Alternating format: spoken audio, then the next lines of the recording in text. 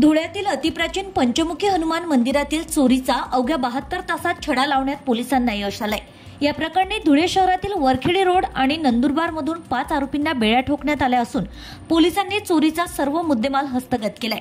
धुळे शहरातील पांझरा नदीकाठावरील मंदिरात ओळख लपवण्यासाठी चोरट्याने चक्क साडी नेसून चोरी केली होती। सीसीटीव्ही फुटेज आणि तांत्रिक तपासाच्या आधारे स्थानिक गुन्हे शाखेने मुख्य आरोपीला वरखेडी रोडवरील डम्पिंग ग्राउंडवरून शिताफीने उचललं।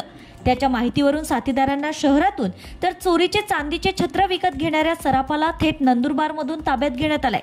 या धडक कारवाईत पोलिसांनी सोन्याचा टिळा, चांदीची लगड आणि रोकड असा सर्व मुद्देमाल जप्त केलाय।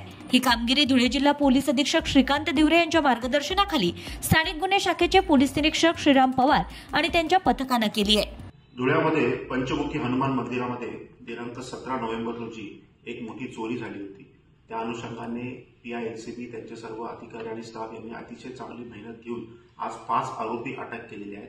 त्यांची नावे आहेत सनी रमेश चव्हाण, हा वरखेडी रोड धुळे येथे राहणार आहे।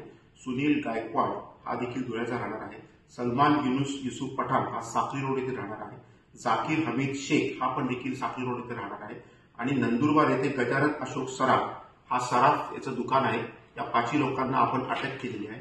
या चोरीमध्ये जेवढा मुद्देमाल चोरी गेलेला होता म्हणजे सोन्याचा टिळा होता, 1.5 किलो चांदी होती, दानपेटीमधील रक्कम होती, टॉमी हे जेवढे मोबाईल्स होते हे सगळे आम्ही रिकव्हर केलेले आहेत। या आरोपींवर पुढचे मागे देखील 6 गुन्हे दाखल आहेत आणि या अनुषंगाने आमची चांगली कामगिरी करण्यात आली।